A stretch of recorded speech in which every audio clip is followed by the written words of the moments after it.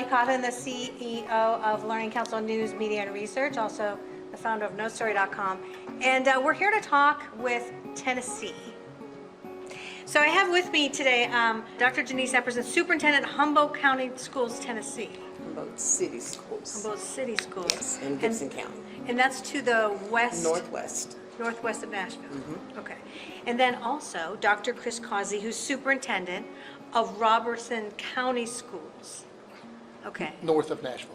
North Nashville. Straight north Okay. from here. Okay, good. All right, awesome. Well, while we're here, we're going to start out with what's going on with you, and then we're going to go into more serious questions related to the future. You cool with that? Cool. All right. Okay, so let's start with you first. Okay. Kind of tell me what's going on. Why'd you show up here today? What's happening? So I appreciate you all sending out information for us, because if we don't know through email, we don't ever get it. So thank you for Derek sending that, and had some conversations with him. Just trying to create a more innovative look for our campus. So we're in rural West Tennessee, very small school district. We have 3 schools in an alternative program. We're about 1,100 people, students in our district, with about 8,000 people in our community. We've been known in the past to be an athletic hub, but we're trying to become more of an academic nucleus, but supporting athletics in the process. So today we just wanted to come because post-COVID, we're trying to figure out how to have a good balance between a blended model, looking like instruction and technology, but not letting technology take the place of the instruction. Yeah, you want a human interface too. Absolutely. Yeah, so we talk about that a lot today, like the role of the human, the role of the machine, because we're definitely in some sort of weird transition, warping moment. And people are very insistent that humans are important, and they are. Yes. But the heavy lift and the speed of distribution of technology can just blow everything out. Absolutely. So it's a very difficult time as leaders. I'm going to come back to you on that. Okay, so you. Robertson County, our seat is Springfield. However, we have 11 municipalities in Robertson County. We have more municipalities than any other county in the state. What makes it important that I am here and meeting and learning from you all more than you all will learn from me is because we've done it right in some areas, and we've flubbed up. And I'll go ahead and just say that out there, because we did have, we've had a virtual school for quite a few years now, and actually the number, we're 11,500 kids. We're number 13 in the state, and right now we don't have more than 100 kids in our virtual school. So when I hear other numbers, then I get excited. But locally, our virtual school is working pretty well. For those who are not aware of it, a few years ago, we embarked on a statewide virtual school from Memphis to Mountain City, as we used to say, called Tennessee Connections Academy. And a lot of people in this room may have heard of that. And it was a third-party vendor type of situation. And after 3 years, our board chose not to continue that partnership, necessarily not to the fault of Pearson or anybody part of that organization. However, once we started that, we found out that the human relationship is more important than technology that you put in front of the child. So our local virtual school is still doing very well, our principal, Dr. Mary Jo Holmes. However, it's very hard when COVID hit to go touch kids in the middle of Gibson County, or to touch kids over in Knoxville that were under our realm, because it was a Robertson County school, had close to 3,000 kids in it at its very peak.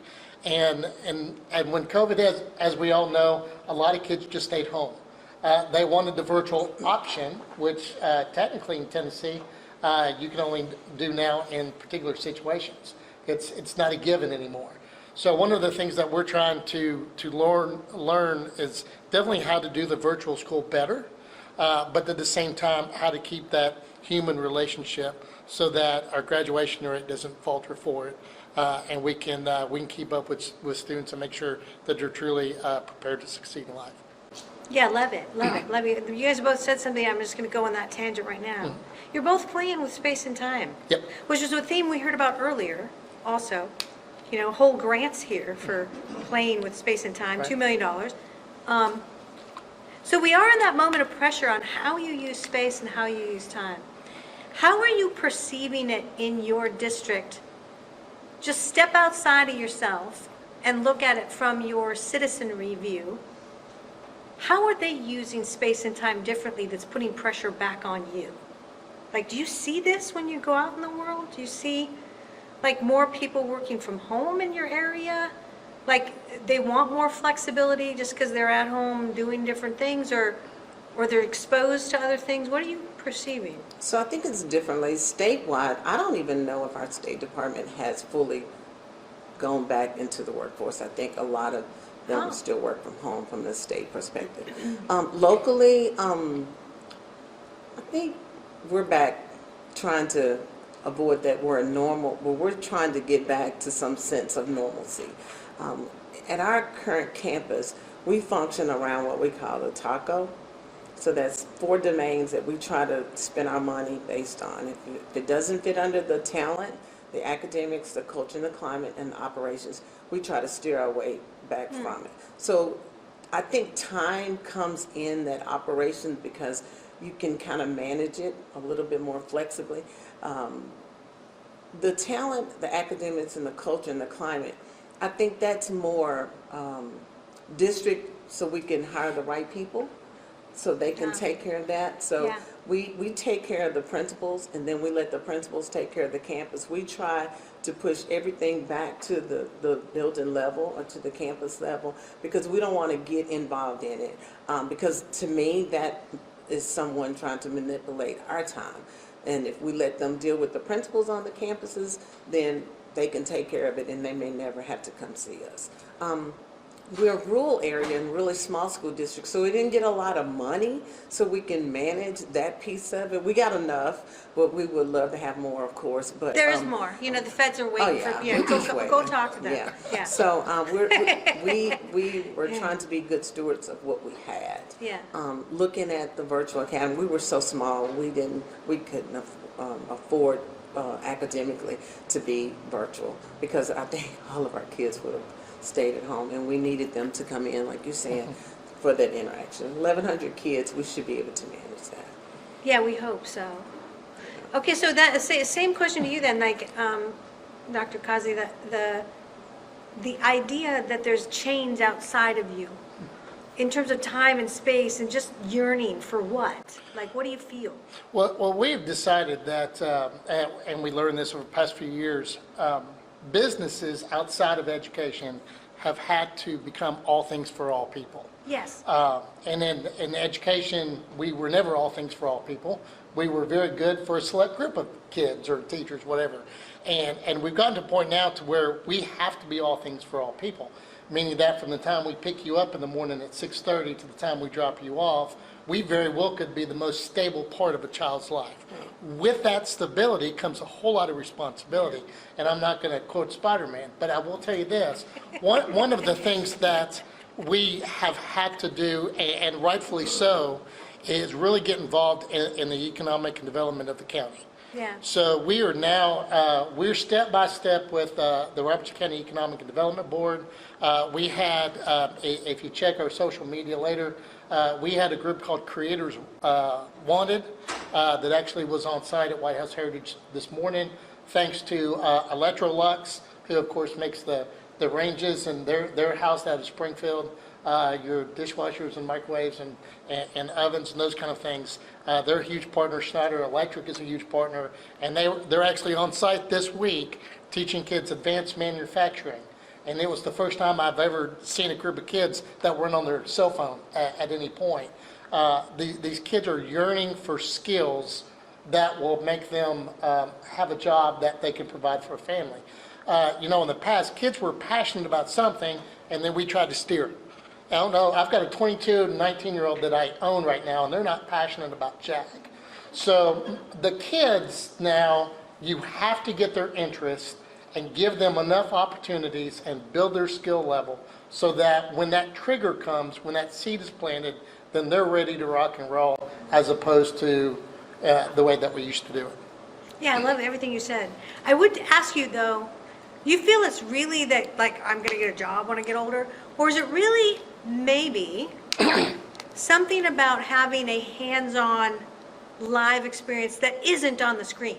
Oh, absolutely. I will tell you, from a dad of a kid who I think is addicted to YouTube, at the end of the day, it's really, can we get off of that screen? And can we do something with these 10 digits other than the 2 thumbs that are connected? I think hands-on is still there. I think the need is still there. It's just finding a way to plug into that and making sure they know it's worth their time. Yeah, I love that. Well, I also love what Dr. Teresa McSweeney was talking about earlier in regards to what her district, which is Jackson Madison School System, where she has like all these different sort of unbelievable mini programs going on where kids are building mini houses and just doing all kinds of amazing stuff, right? That sounds to me more like it's not just learning a skill. It's certainly not just learning math, but you'd have to probably apply math in all those areas, right? It's an adventure and an experience. It's in the real world, right? And I think some of the things you just said, Dr. Epperson, were really instrumental to the same thing starting to occur for you. Yeah. Do you think you're going to go down that path more? We're trying to with the new leadership that we have, and Okay. We started this ACEs in Places, trying to put people that were strong in their areas in places where they belong. It's like the old energy bus, putting the right people on the bus in the right seat. So we now have leaders who understand what that career tech looks like and trying to make sure that when we send kids out, that not only can they compete if they're going to going to college, but they have an opportunity to have already tapped into what we call a career. We don't want them to just find a job. You can have many jobs. Yeah. We want them to find their passion, to find a career. What do you like doing? Out of 9 million entrance inventories that we see online, surely we can tap into what kids really want to do and help them find a career, something that they can go out and be successful. And I think post-COVID, we have really beefed up our conversations around CTE. When, of course, like Dr. McSweeney said, with Blue Oval City coming, we got to take that under consideration. Right in our little small town, we have Tyson's, which is huge, and then now we're having FedEx, which is there. So we're trying to make sure that we send our kids out ready for a career. We don't want them job hopping forever. Like, now people say, well, people don't want to work. Nobody wants a job. Well, we don't want them to have a job. We want them to find a career. Yeah, exactly. But you know what? You are doing some serious playing with space and time. If you can get people into a career out of high school, right? Like Teresa was talking about. And I think also Dr. Jessica, I'm going to butcher your name, Subakan. Where are you, Jessica? Yeah. I was good? Principal from Rutherford County Virtual School, giving kids like their community college, their AA by the time they graduate, and hoping to push for a full college degree by the time they graduate. So that's playing with space and time at a whole new level, and so you know where you're going, right? Right. You're going for a quality of life issue at the turn of this century, well, we're 20 years in, right, 22 years in, that's going to give people a life starting when they're 20 or earlier, right? A full life, which means that could retire earlier, many more years of golf and travel, right? Now we're getting into awesomeness land, right? This is what people want. Right. Like ultimately what technology was supposed to take us into was work really hard, nail it, have a life, right? But even during that life, so efficient that work is maybe 3 hours a day and then you're done, which is what we should also have with education. So this is truly playing with space and time, which has been the theme of the day, right? So I think you're awesome. So what are your thoughts too on this? Well, I will tell you what we say in Robertson County is having a program of study that has, we call it multiple exits. So if a student, and we talked a lot about it with the BioSTEM, and I think you mentioned BioSTEM there, and I know Rutherford County, Robertson County's got one, Wilson County's got a program. Yeah. And the thing is, you can walk out of high school after 4 years and enter this field at this point. Or you can go to either TCAT or a two-year college, and then you can enter the same field, but you do it at this point, making 10,000 more, 15,000 more, or you can go to a four-year university, same field, and enter at that point. So we're giving the kids the opportunity to go in one direction or the other, whether it's using an interest inventory. There's quite a few out there. But then at that point, then they can decide, I want to start here, or I do want to go to some kind of post-secondary opportunity and start later on and just make more money when I get out. But the field is the same based on whatever that interest is.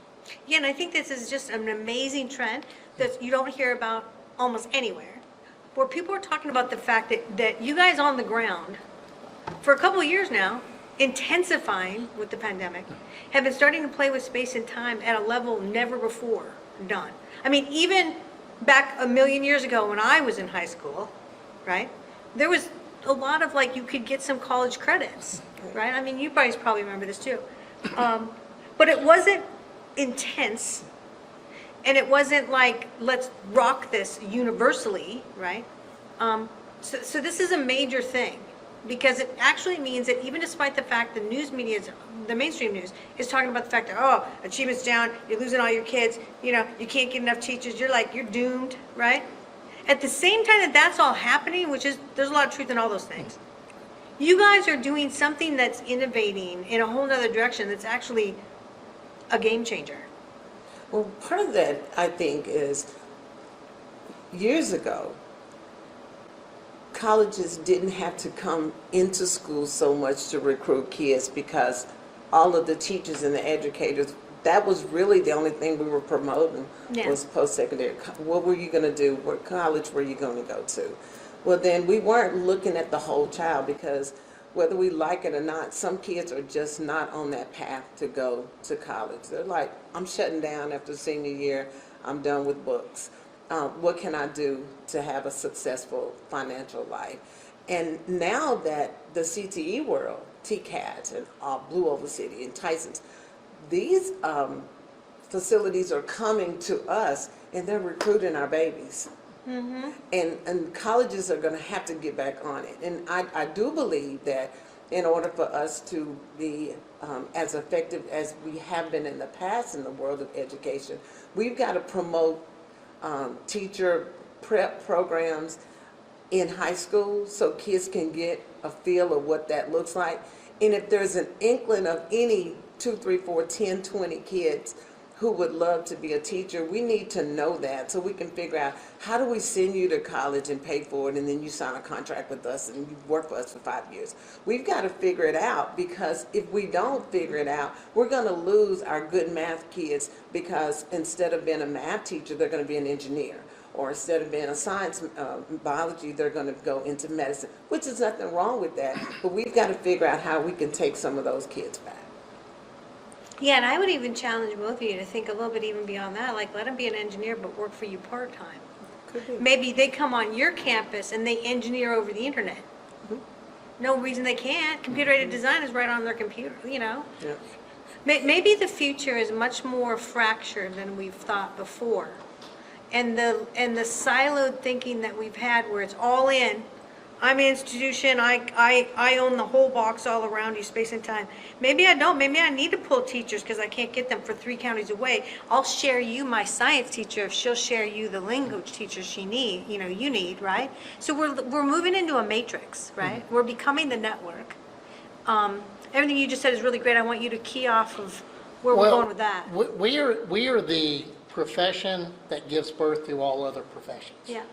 We've said that a few times. And however, other professions have figured out things like internships or sharing employees. Mm-hmm. And I think we're a little late to that party. However, I think the more partnerships we have with industries and with other school systems and with, Robertson County is very lucky. We have Austin P right beside us in Clarksville, Montgomery County. And we've got Sumner County that has Vol State on the other side. In the middle of our district, we have a campus, Highland Crest, in which they both share. So because of that, we do have the collaborative.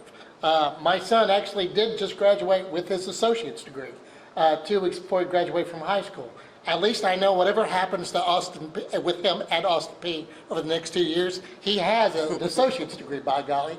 And, but because of that, then he can step into pretty much any job that he wants and get a higher salary than he would have, without it. So I think it comes down to relationships and partnerships, and too many's not enough. You've got to be able to partnership with everybody or partner with everybody out there in order to be all things for all kids. Yeah, and I love the way you're thinking.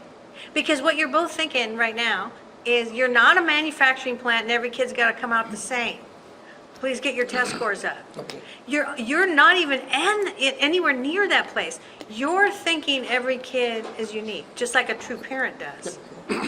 Right? A parent goes, yeah, all my kids are different. They're not all identical. Correct. All right, so let's go to the last one. Because the last question, we talked about model a little bit. I think we talked about it almost too much. Are we cool? Are we everybody cool with that model conversation? Okay. So let's talk about teachers and their roles. We talked a little bit earlier about not only the administration, but teachers are going through an identity crisis moment. What are they? Who are they post the pandemic? Who wants to go first? Well, And Dr. Causey, I think you got to go first because she's been going first every time. Right. It's gotta be you. Well, It's I gotta be you. appreciate that Yeah. because I might get on a kick here in a minute. So you slap me or something. You know, when I was growing up and I had a paper to do, my parents bought encyclopedias using green stamps, if those who remember those. Yeah. And I only had A through K. So in order to pick a topic, it had to be A through K at my house. Teachers are no longer deliver of content. I hate it now. Math is an exception. I know we've already talked about with a lot of that. But by golly, Are we allowed to say this out loud? Are we our kids, allowed? I'm sorry. Our kids are on Khan Academy. If they want to learn how to change oil, they're getting on YouTube and learning how to change oil. Whatever the case may be, teachers are no longer deliver content. Who they are ways to deliver the pathway to that content. How do we show kids how to get there? And secondly, how do we build a relationship with the mental health concerns that our kids have? And COVID, no COVID, we are embarking on a time when our kids have more mental health concerns than they do academic concerns. Yeah. And because of that, that's where teachers come in. And we tell teachers all the time, Robertson County, I don't care if you know math as well as any other math teacher. I want to know, can you connect to the kids so that they can talk to you when things happen? We'll work out everything else. So I think that's more important now, to where our universities have to be able to equip our student teachers with the ability to connect to kids on more than just an academic level. And Rita Pearson, I think y'all follow her, says, kids don't learn from teachers they don't like. And I think there's a lot of truth to that. So I'm good now, thank you. Love that. Love it. Okay, so your comment, the identity crisis, is there one? Where are you going? Yes, I think there is, but I did want to say something that he made me think of. We had our leadership retreat, and one of the things I gave them a love language test. Do y'all remember that? So I asked them, what is your love language? So Yeah. I challenged them to tap into the love language of their staff. And I do think that the staff need to know what makes their students tick. We have to, as teachers, I think we have to provide options and opportunities for them. If you see them struggling, which we have to stop acting as if our kids are not struggling mentally. If the adults are having some stressful moments, we have to believe that the students are. And it's like SEL now is like a bad term. People don't want to talk about it, but we have to talk about it. What do they like? Is it words of affirmation? Is it touch? What is it A that you gift. can All those love that you languages. can provide to that child that Yeah. day when you see that he or she is struggling? Is there a crisis? Absolutely. There's a crisis for the adults. We've got to go back and we've got to step back, and it's like have an outer body experience. Like, who is that, and why did I just do that? We talk about what are the restorative practices for the little bitty ones, because it's like they're everywhere. right now. But they're everywhere because they really don't know how to rechannel what they're dealing with. So is there a crisis? Absolutely. We just got to figure it out. You know what's so wonderful about you saying that, and both of you would touch on the same thing, is that what I'm perceiving, right, coming in from outside industry, news media research, all my blah blah, right, is that you woke up and you realized as an industry, because I'm hearing this everywhere, it's not just you two wonderful people, it's other superintendents we're seeing all over the country, is you woke up and you're like, hey, all these kids are different. They're all totally different. I don't have to treat them like get along, go to your next class, the bell just rang, you know, you're just a little widget on my manufacturing line. It's like you woke up and it's like, hey, that's a human being, right? They have feelings, they have things occurring. It's like, right, just the fact that this is even being talked about tells you everything you need to know about how much our society has shifted. Yes. Huge shifts, right? So there's also pressure. So let's wrap up that conversation before we let people go back into the wild. The pressure. How are you coping? What makes you tick, you know? You want to go first, Dr. Causey? Well, I think it goes back to relationships. We had a situation last week, one of our schools with DCS involved, and those kind of situations that I know everybody in this room has been a part of. And I talked to our school nurse, one of our school nurses was involved, and I asked her, I said, who's your person? Who's your village? Because at the end of the day, if it stays in here, that's not good for anybody's mental health. So you've got to have a person, my wife and I call it back porch sitting, and I won't bring bourbon up, but it's there. But I will tell you this, you've got to be able to unload confidentially, because we have those situations in education too. You have to have that person to just talk things through. And luckily, I do. I know a lot of people do. But when you talk about coping is, I tell our folks all the time, we're in the same boat, all of us. We're competing. One of the things we talk about, teachers, we're all competing. All they do is move from Cheatham, and Kathy's not here to talk to us, I wish she was, but she'd tell us, they leave from Cheatham and go to Robertson, then Robertson to Sumner, Sumner to Clarksville, and Clarksville, and then everybody goes to Metro. And then, you know, all we're doing is stealing folks. And that's not the world we need to live in, because these kiddos are important. And I'm glad that you said we kind of woke up, because, you know, 20 years ago, I'm going to say all kids were different back then too. But I don't think the choices were as bountiful as kids have now. And at the same time, a lot of people just let that go. It's like, well, it's kind of like telling a girl that she was no good at math because she's a girl. Those kind of conversations used to happen. Mm-hmm. And the fact is, you know, our kids know now that there's a whole world out there. We just have to provide the pathway for them to get there. Love it.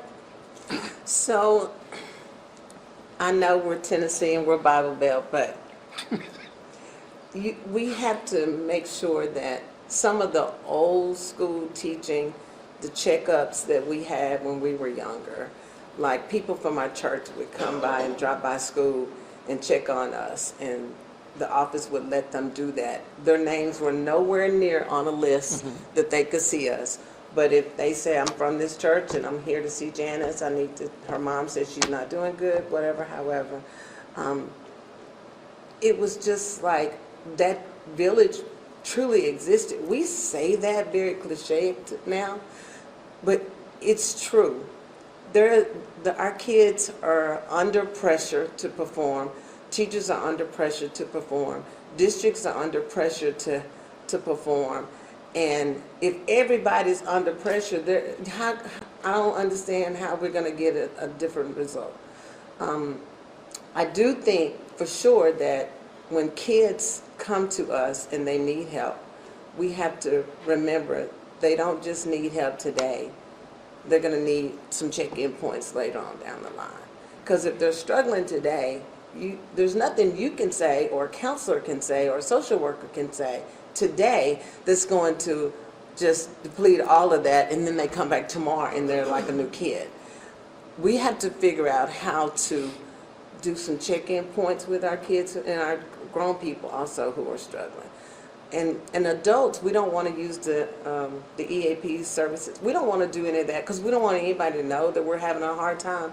But it's okay.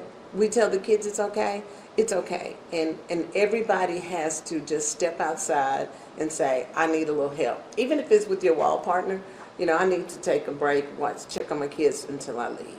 But there is a lot of pressure, and I think it's unmerited. I think it's unnecessary, but it exists. Well, what a beautiful world you're both painting. You know, because in the future, we've adopted enough technology, we've become the network, we're using technology so fastly that we've rotated our attention back to our humanity at an extreme level that we never even had before, where we do care at this level. That's a future that I want to see built. I don't know about you. Absolutely. But that's beautiful. That's beautiful, right, Causey? I love it. Let's all give these guys a round of applause. That was awesome. Woo!